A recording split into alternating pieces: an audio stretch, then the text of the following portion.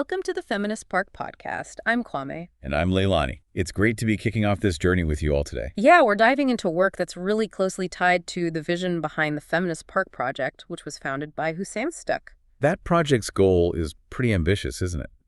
Imagining these truly equitable public spaces, starting with the idea for an intersectional feminist park right here in Berlin. Exactly. And this podcast, well, it's kind of an extension of that.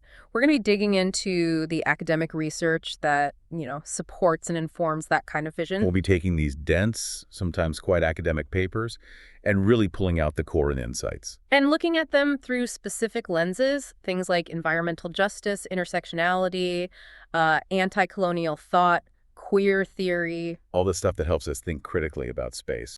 Okay, so let's unpack this. Have you ever walked through a public park, a vibrant city square, maybe even just your local street, and sort of wondered, was this really designed for everyone? Or maybe you've felt that subtle tug of unease, like a feeling that this space wasn't quite yours, not quite welcoming. Yeah, that sense that you're maybe on edge or just don't quite belong there. It's a common feeling, actually. Exactly. Well, today we're diving deep into a stack of, frankly, really compelling research that doesn't just question, but fundamentally challenges our usual ideas about urban planning and public spaces. Right. We're exploring how the very fabric of our cities, often, pretty unconsciously, has been shaped by a specific, quite narrow perspective. And that leaves a lot of people feeling excluded or marginalized. Right. Or worse, actually feeling unsafe. Profoundly unsafe in some cases. And it's striking how deeply embedded these traditional perspectives really are in our landscapes, our cities, our parks. It's like they're built into the foundations. Literally. And we're peeling back the layers here, going way beyond just, aesthetics or basic function. Right, just how pretty it looks. No, we're looking at fundamental power structures, societal norms, historical biases, and how they show up in the most tangible way possible in physical space. The concrete and the paths and the benches. Precisely.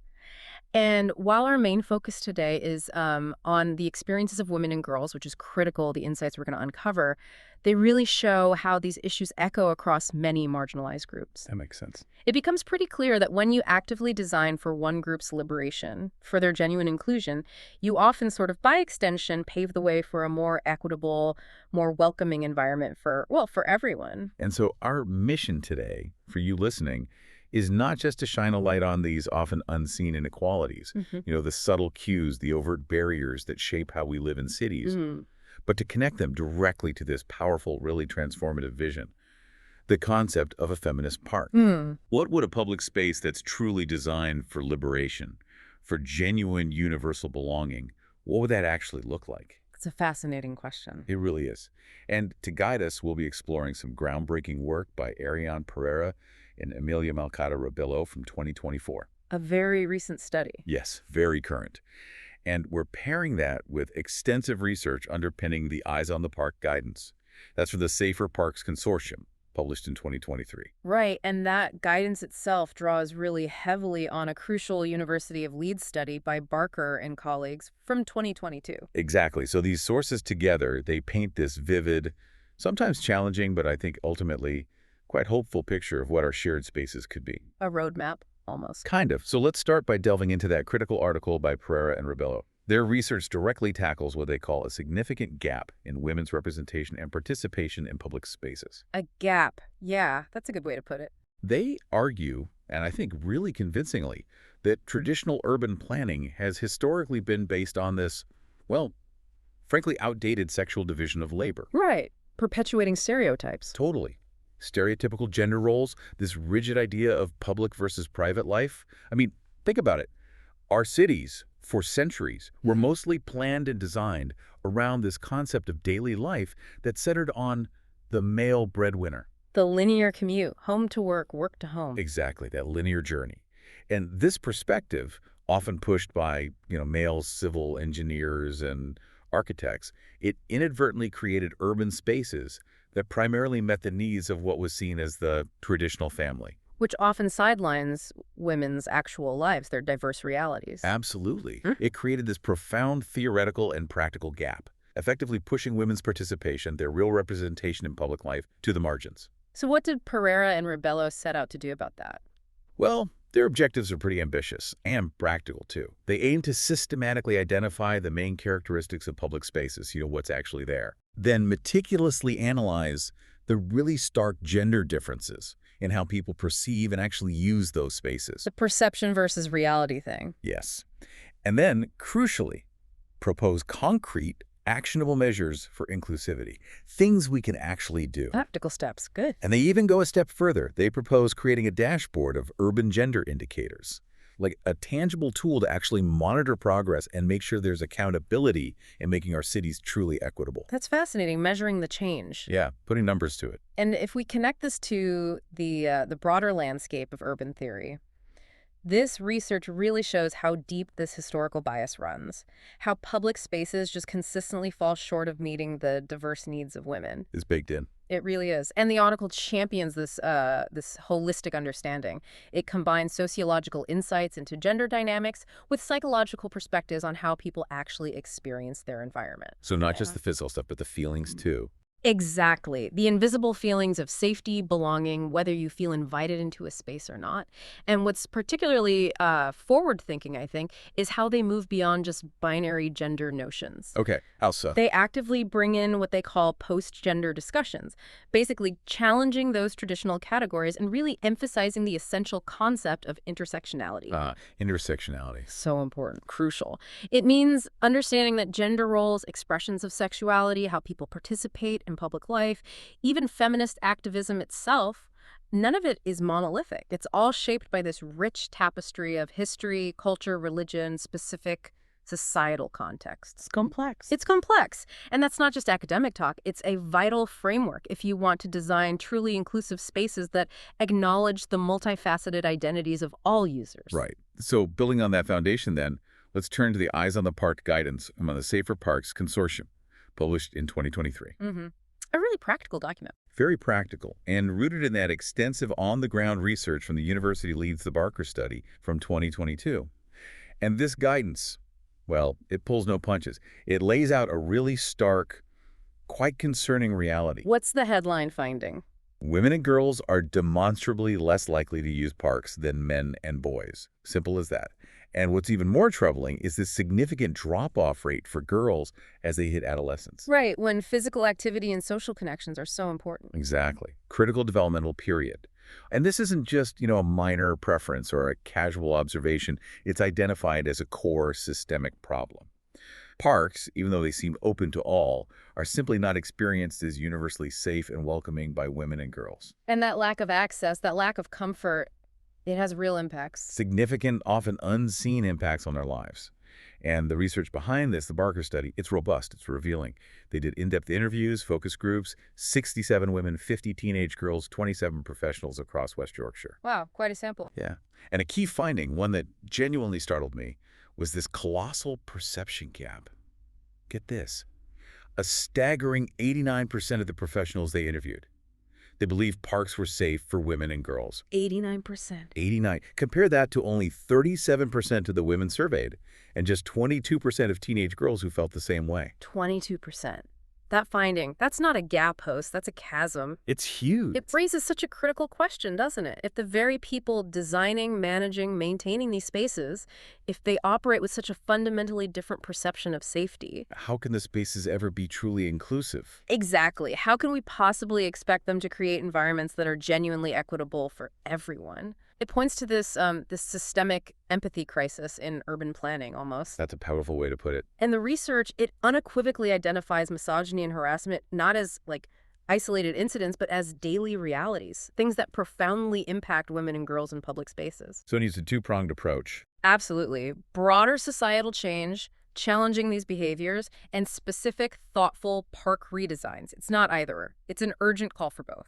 Okay, so what does the guidance suggest? Well, to address this, the Eyes on the Park document offers this really practical, actionable framework, 10 core principles. 10 principles, okay. And they're cleverly organized under 3 main themes. First, Eyes on the Park. This emphasizes things like busyness activity deters bad behavior, natural surveillance, and visible, well-trained staff. Makes sense. People around. Second theme is awareness. This gets into designing for clear visibility, providing multiple escape routes, really important, ensuring proper human-scaled lighting, not just harsh floodlights, and clear, intuitive wayfinding so people don't feel lost. Knowing how to get out quickly if you need to. Precisely. And the third theme is inclusion. This champions fostering a real sense of belonging, promoting familiarity, cultivating a positive image for the park, ensuring equitable access for everyone, and this is key, embracing co-production. Co-production, meaning Designing with the community, not just for them, especially with the women and girls who will use the space. okay. Getting their input right from the start. Essential. So, when we bring these two powerful research narratives together, Pereira and Rebelo in Portugal and Brazil, the Safer Parks Consortium in the UK, despite the different locations. The picture is remarkably consistent. Undeniably, our public spaces are anything but gender neutral.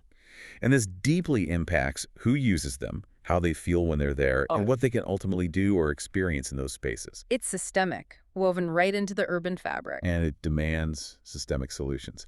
Okay, so now let's shift gears slightly. Let's get into a more granular analysis using that intersectional lens you mentioned earlier. Yes, absolutely critical. Because it lets us see beyond just a single experience. Right. Recognizing that women aren't this monolithic group.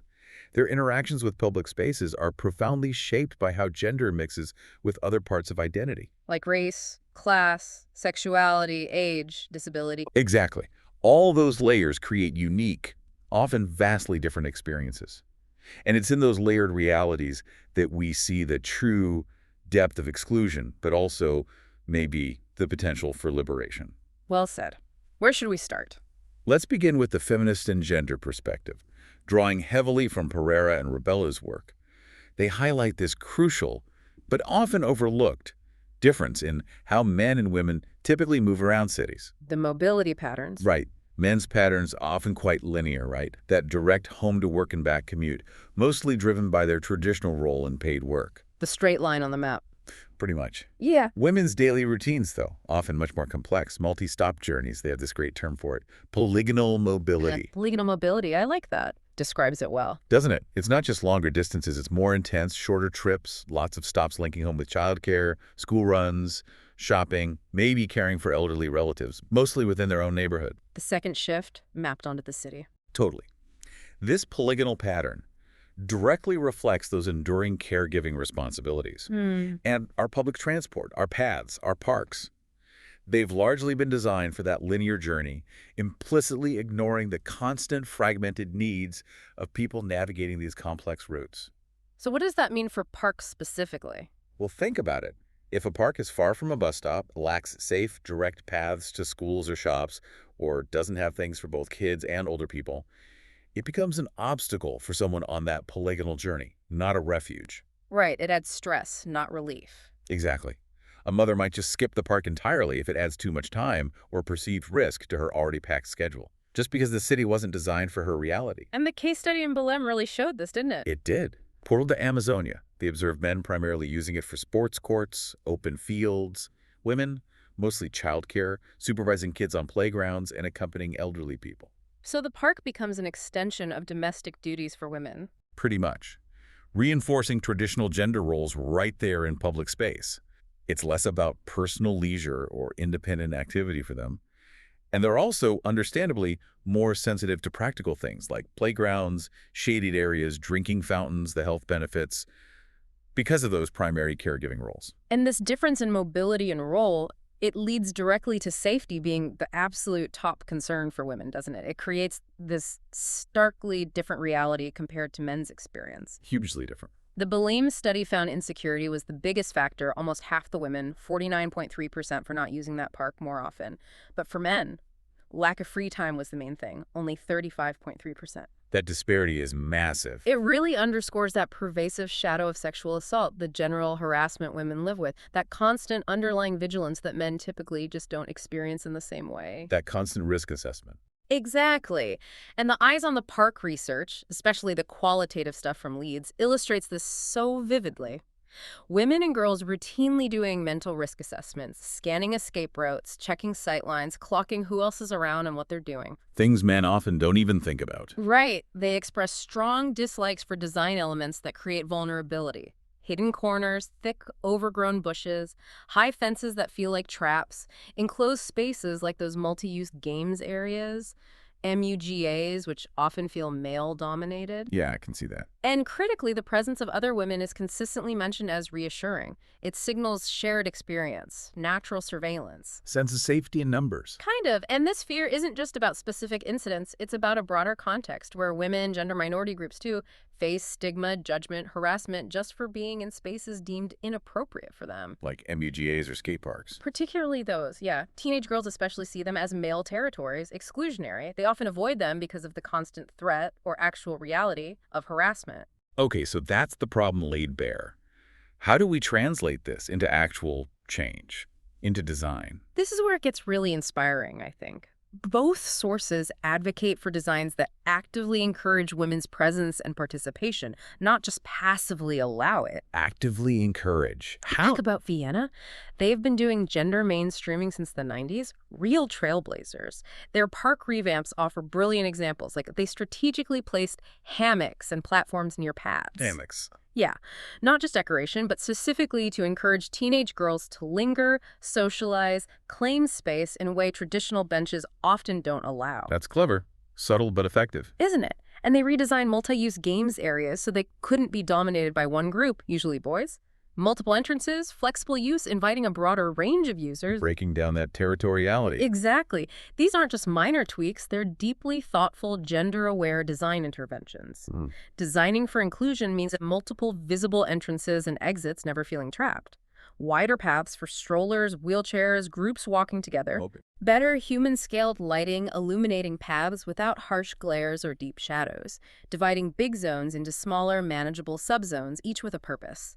Variety and comfort. Places to rest, too. Crucially, abundant areas for rest and lingering, shelter from sun or rain, and specific games or facilities, netball, volleyball courts, things known to attract a more diverse crowd beyond the usual male sports. But it's not just physical design, is it? Not at all. Community empowerment is key. Measures that genuinely boost women's autonomy, support their economic independence, maybe micro-businesses in the park, and foster active citizenship. Getting involved in how the space is run. Absolutely. Local community organizations play a vital role here, helping women voice their needs, express concerns, and strengthen their right to participate meaningfully in producing and governing urban space. Okay, that's a really comprehensive look at the gender lens. What about moving to a queer theory perspective? Because public spaces often assume a kind of heteronormativity, right? They absolutely do. Built on deeply heteronormative assumptions, often unspoken, designing for a specific kind of normal. So what happens when we bring in queer theory? Acknowledging that non-normative uses of space or people challenging that design face unique barriers. Well, Pereira and Rebelo explicitly acknowledge this. They mention violence associated with gender and other intersectional groups, specifically naming ethnic minorities and LGBT+ people, sadly persists in many places. So it's not abstract, it's a real threat. A lived reality. Public spaces, meant for all, can become sites of discrimination, aggression, targeted harassment for those whose identities don't fit traditional norms. Which forces us to broaden our idea of safety, doesn't it? Beyond just a male-female binary. Immediately. And the Barker research provides compelling qualitative data here.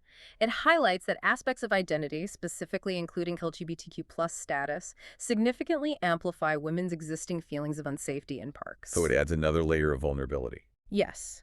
Some participants reported that LGBTQ+ individuals were seen as more likely targets for verbal harassment. There was this palpable sense that age combined with LGBTQ+ status made one so vulnerable to harassment, especially after dark. Wow. Not just physical threat, but that fear of being targeted for who you are. Exactly. That pervasive fear of judgment, ostracization, attack. And it gets even more nuanced when you think about inclusive design solutions. How so? Critically, some of the girls in the Barker study expressed legitimate concerns. They worried that creating women-only areas in parks could end up excluding trans or non-binary people. Ah, right. That's a really important point. A tricky balance. It is. Striving for safety for one marginalized group, you have to be so careful not to create new barriers for others. It highlights the need for really careful, empathetic, multi-layered consideration and inclusive design that genuinely embraces all gender identities. So what does that look like in practice? Well, the Safer Parks guidance, while legally using women and girls, explicitly states it recognizes that other marginalized genders are affected by these issues and believes the guidance will help them feel safer too. So it's an acknowledgement. It's more than that, I think. It Yeah. points to a broader vision of liberation, one that actively understands and addresses the needs of a diverse spectrum of identities, striving to make public spaces not just physically safe, but truly welcoming and affirming for everyone. Which might mean practical things like non-gendered restrooms. Could be. Or visible signs of LGBTQ plus allyship, programming that celebrates diverse communities. It's about creating that atmosphere of true belonging. Okay. Let's shift our gaze again now to a migrant and racial justice lens. Pereira and Rebelo's Beleng case study sounds particularly relevant here. It's incredibly stark. They describe these strong processes of class and racial segregation literally etched into the city's geography. Also, Historically, the drier, more desirable areas were mostly occupied by a white local elite, while the flood-prone, environmentally precarious areas became home to riverside dwellers, often descendants of enslaved people and recent immigrants. wow, so planning decisions reinforcing segregation. It's a living example of how urban planning, historically and ongoing, can perpetuate systemic racism and colonial legacies, pushing low-income and racialized communities into precarious settlements, often lacking basic infrastructure and services. A pattern seen worldwide, unfortunately. Absolutely. And these aren't neutral outcomes. They're direct results of planning decisions, intentional or not, that value some lives and lands over others. And the Barker study brings us down to personal experiences in UK parks. It really does, profoundly. The qualitative data reveals these deeply personal, often painful experiences. Muslim participants, for instance, reported a heightened risk of harassment directly due to their religious identity, feeling targeted for wearing a headscarf. That quote was powerful. A lot of times, your religion or what you are wearing points at headscarf that makes me feel vulnerable. It makes people think they can do something. It's chilling. It's not just appearance. It's the symbolic weight making one a visible target. And other groups too. Yes. Asian women spoke about facing exclusionary racist stereotypes, like assumptions about their English skills compounding their insecurity. Women of color expressed significant discomfort, feeling conspicuous in predominantly white areas. That fear of shared prejudice. Exactly. Fearing harassment, where people might share the same views about my ethnicity and my religion. It's that psychological burden of racialized surveillance. And for Black girls, there was an added layer with policing. Acutely painful. A sense of spatial exclusion, being perceived as suspicious by police, especially in posh, mostly white areas. One girl said, "If I see a police officer, I'd probably go home than stay in the park." Feeling threatened by the very people meant to protect. Awful. It's awful. So the solutions have to address this directly. Both sources point towards fostering familiarity and belonging, creating spaces where people feel safer because they see similar people, experience less prejudice. So racism itself is a barrier to using parks. A profound barrier, Absolutely. actively excluding people, which means there's an urgent need for visible signs of welcome diverse representation in park imagery, in staff and culturally sensitive representative naming of places that reflects the true diversity of the community. Okay, let's connect this now to class and socioeconomic perspectives. Because money, or lack of it, obviously shapes access to. That Portal de Amazonia study seems key again. It's a stark illustration of how economic inequalities are literally built into the landscape. That park is in a region with huge areas of urban poverty and precarious housing. And the income disparity was significant. Huge. Average monthly income for women around $700 versus our $945 for men, a 35% gap. Wow. And historically, the poorer communities lived in the floodplains. Out of necessity, yes. It gave them proximity to the city center for work. But it simultaneously solidified that deep class and racial segregation. And the park project itself, the rehabilitation, it didn't necessarily help them. It was profoundly influenced by property developments nearby. These developments effectively denied the legitimacy of those traditional riverside settlements, and in doing so, made the now highly valued waterfronts inaccessible to many of the original low-income residents. Classic gentrification. Urban renewal benefits developers, pushes out locals. Playing out in real time. It really shows how economic inequalities aren't just abstract numbers. They're physically encoded into our cities, shaping who gets to benefit from public spaces. And the lack of varied facilities in that park. Exactly. Lots of sports courts, but not enough adequate playgrounds or spaces for the elderly. This absence disproportionately affects women, given their caregiving roles. Back to that polygonal mobility. Right. They need spaces that meet multiple needs at once: play area, bench for grandma, safe path. Yeah. If the park doesn't offer that, it limits their already constrained time and energy for public life. And the real estate speculation around the park just makes it worse. Undeniably, voraciously acquiring land, effectively privatizing public resources, pricing out locals. But the Eyes on the Park guidance does offer some potential solutions. Oh, like what? It recommends promoting active travel routes, walking, cycling, reducing reliance on costly transport, and actively encouraging businesses like food trucks, exercise classes, childcare providers to use the park. Diversifying offerings, creating opportunities. Exactly. Generating income, micro-entrepreneurship possibilities for locals, making spaces more vibrant and economically accessible.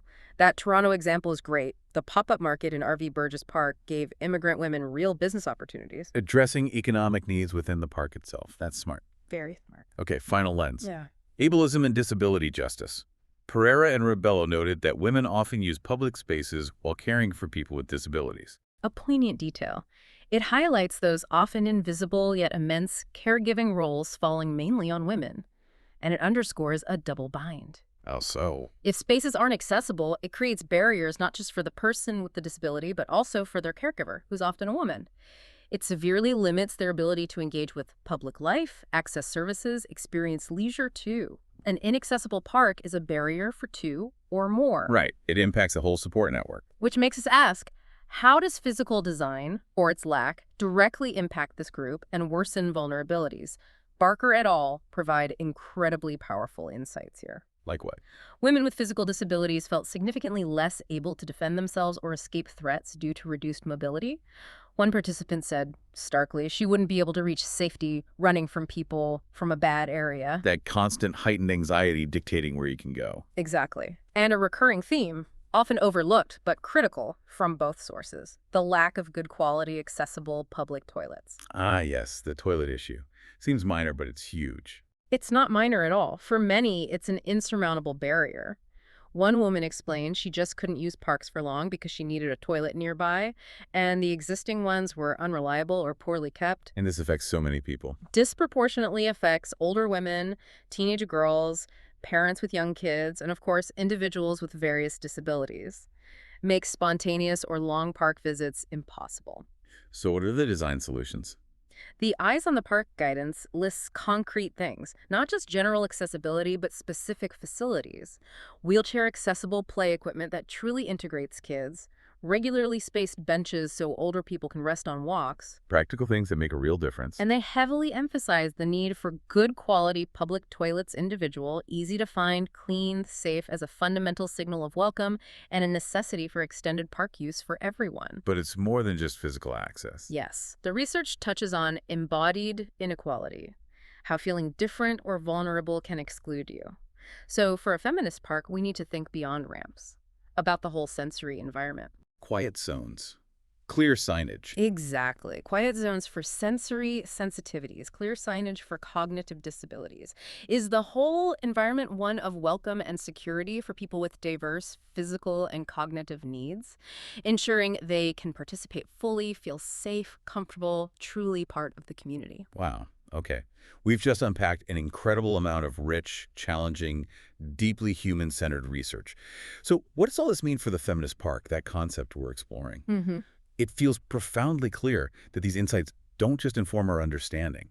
They powerfully validate the absolute necessity of spaces like that. Yeah. And they illuminate really clearly the blueprint for how to design them. Absolutely. This research provides an exceptionally robust theoretical and historical context for the feminist park vision. It shows it's rooted in genuine societal need. It's not just a nice idea. Not at all. It's a critical, urgent response to centuries of urban planning that often inadvertently perpetuated and solidified gender inequalities. The historical overview, especially from Pereira and Rebelo, shows planning overwhelmingly reinforced patriarchal norms. Designing for a narrow, traditional family structure, women's lives mostly in the private sphere. Highlighting the need to actively dismantle those legacies. Exactly. And the findings we've discussed. They directly inform the core foundational design principles of a feminist park. What should be prioritized? Okay, what are those key principles? First, and absolutely non-negotiable, safety as the foundation. The overwhelming emphasis on safety for women, girls, all marginalized groups has to be paramount. And that means more than just bright lights. Much more. Designing for high visibility, multiple clear escape routes, appropriate human-scaled lighting that illuminates without creating scary shadows.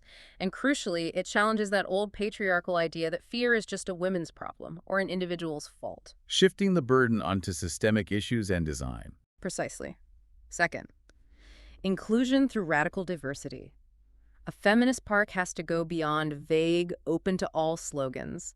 It needs to explicitly, intentionally welcome and cater to diverse users. So swings for kids, seating for adults. Inviting hammocks for teenage girls, fully accessible facilities for people with disabilities, visible, unambiguous signs of welcome for racialized and LGBTQ+ communities, real diversity in offerings. Third principle. Actively recognizing and accommodating caregiving roles, putting in those essential amenities.